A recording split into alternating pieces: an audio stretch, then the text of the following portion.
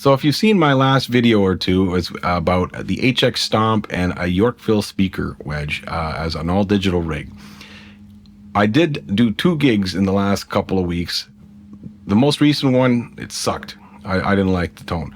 But the one before that wasn't so bad. And even the band that I was subbing in, I got kudos from one of the band members. They're saying, no, it sounded good. So, okay, there's capabilities there, but it was just, I don't want that that disappointment again. So what I've done is I've built a pedal board.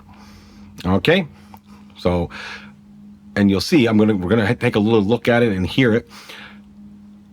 But the piece de resistance is that I've incorporated a Boss IR-2 amp and cab pedal. So it's kind of, to me, like a Strymon Iridium, right? It's like an amp and cab sim that you, but in pedal format that you stick on your pedal board. So you can run all your pedals into it, and then you can feed that into, if you wanted to, an FR speaker or a stage monitor, and then you can send a feed to the front of house or your band's PA system. So that's what I want. And so far, so good. I like the results. I'm running this through Logic Pro. And so what you'll hear when we get to the part of where I show you the board and play it, you're going to hear it running through my studio monitors or KRK Rocket 5s. So I think it sounds good. And I do have a Fender Tone Master FR10 FR speaker on its way, because I'm still not giving up complete hope on the digital modelers. I'm hoping that this FR speaker is going to be the one, because I have had a Headrush 108. It's like, so-so. Wasn't cutting it for me. I've had a Line 6 Power Cab 112, not the Plus, and that weighed almost as much as an amp, and it sounded okay. And that particular one has capabilities on it where you can disengage the amp, the cab model on your modeler, and you can on the power cab itself, you can select different speaker types, so you're almost like you're using a real amp. So that's pretty cool. But I didn't find maybe it gave me enough juice. I think it was peaks at, I want to say 250 watts, but this Fender Tone Master stuff, either the FR10 or FR12, it says 100 watts peak output power. And I've watched a couple of videos with these things, and these content creators were saying how loud these bloody things are. And they sound good, and they sound real to me. And that's what I like, the realism. I like the lightweight. So I can't wait. I really can't wait to get this FR10 and really test it out. So why don't we have a look at this pedal board that I created? So here's the pedal board I developed last night. Got the Polytune Wampler gearbox with a couple of drive capabilities. It's got a noise gate on it. This is great for single coils. Solo boost is going to be the Boss GE7 EQ. We have a Boss CE3 chorus, the DD3 digital delay, and the big part is the Boss IR-2 amp and cabinet pedal. So the setup is, this is going to go into a new speaker I'm getting. So it's an FR speaker, the Fender Tone Master FR10. Okay. If that works out, this is nothing's going to change on here. This is going to be as is, so I can have a monitor for me on stage per se, and I get a feed going to the PA and going into the band's monitors, which is what we want. Okay, that's what they want. That's what we all want. If I don't like that Fender FR10 speaker, then I will bring out my Hot Rod Deluxe, and I'll go into that. But what I'll have to do is I'll have to take an output, and that I would put that into my Hot Rod Deluxe so I can hear the delay, and then the direct out, this will go into the input of the IR-2 pedal, and then that will go into the PA. But the problem there is I'm not going to have any of the DD3 going into the PA. So do I need it? Do I not? I don't know. I can always get another delay pedal. I think the Boss DD8, I believe that has 2 outputs. So maybe that'll be the trick, right? But either way, it's doable. And it's going to sound pretty good, and I'm not giving up on the digital modeler stuff. I'm still going to work on possibly a backup rig using that. Maybe that'll become a backup plan. I always roll the dice and never really bring 2 amps, but lately I've been bringing this in my gig bag in case my tube amp craps out. At least I have something. So that's a nice small footprint. In any case, for now, I think this is a great solution, and I want to play you this rig, so I'll just give you some sound samples. So here I got a Shige Tele, okay, and that's going nice and clean right now. So here it is, clean.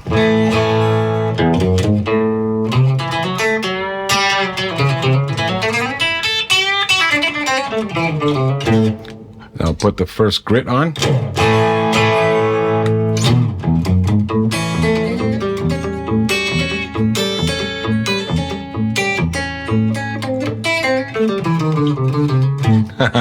slippery fingers. Now for the real drive.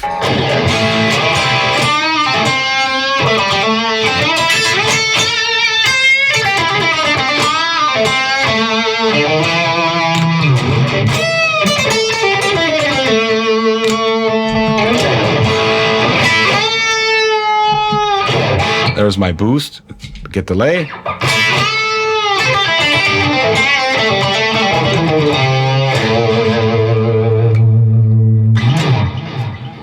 We'll add some chorus.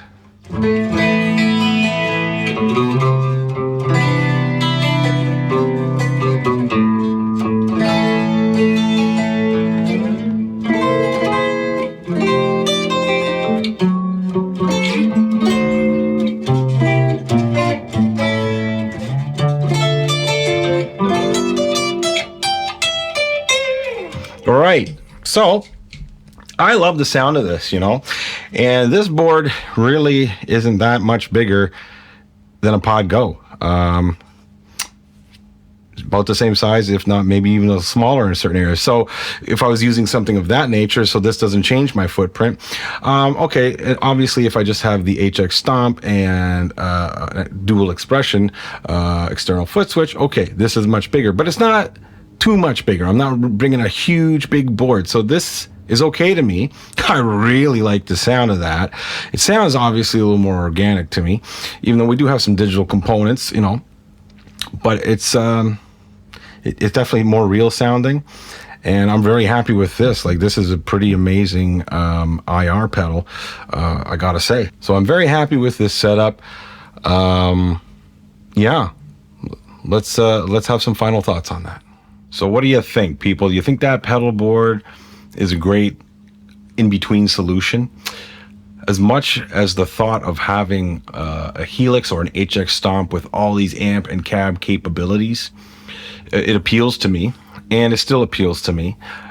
But I'm finding its strength for me seems to lie more when I get hired to do online sessions, studio work. I've done, I don't know, I don't do lots of sessions, but I've done a good handful in the last couple of years, strictly either using an HX Stomp or a Pod Go. I've even had a couple of clients say, oh, what amp and what mic were you using? I said, I didn't. I used this digital gear, and they were stunned. So there is that.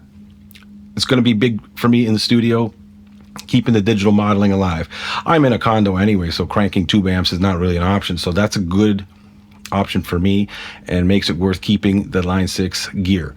And I'm going to do lots more videos on it because I think the presets are fantastic. Translating it live, though, that's where I guess my issue is, because I guess I want it to be picture perfect like we all do, but I know it's not. I know this.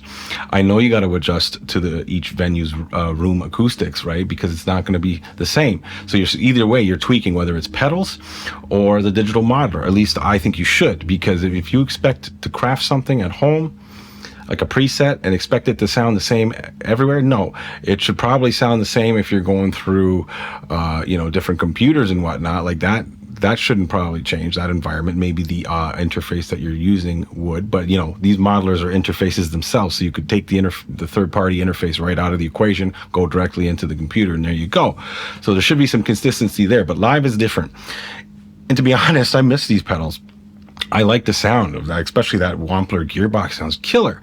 And the fact that it has an adjustable noise gate on it there, like, with this Tele, it can get noisy. And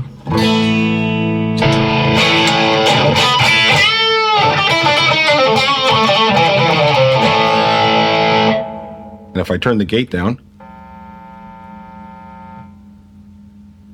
but there you go. All right. So I'm going to try this out. Like I said, I have the Fender Tone Master FR10 FR speaker on its way. It doesn't cost a lot, and it's got lightweight. I think it's about 25 pounds. So good. 20-pound difference between that and my Fender Hot Rod Deluxe. I think it's going to be good. I mean, I've watched some videos on it. of the Fender Tone Master FR speaker, and they sound pretty good to me. And I've even seen a video or two where it pairs it with the Boss IR-200, so that is the bigger one with many more options, which I don't think I need. I mean, I just have a Fender Twin, like, clean dialed in on this Boss IR-2 pedal, and that's what I want. I want it to kind of mimic my Fender Hot Rod Deluxe. Anyways, I'm pretty happy with this now. And I know that these settings I have here, I'm going to be changing it on the next gig I do. But I don't think I'm going to be pulling my hair out. I think I'm going to have a good sound. And this sounds great through the studio monitors to me. Yeah, you could even record with this setup, you know. Even if you don't have a digital modeler, you can grab one of these little Boss IR-2 things, you know, these pedals, and run your pedals in front of it. And there you go. You got your studio recording rig right there. Well, I'm very pleased right now, but you know, at the next gig, maybe I'll give you another sob story. Who knows? Anyways, guys, thanks for watching and sticking around. You know, it's the Tone Quest. I mean, I'm always on the Tone Quest. It's just I've come to accept it. Like, this is it for me. I'm probably never going to be 100% satisfied, but that's okay. You know, like finding new sonic capabilities. It's all part of the journey. All right, guys. So if you liked the video, hit the like button. Please subscribe if you're so inclined, and check out this video.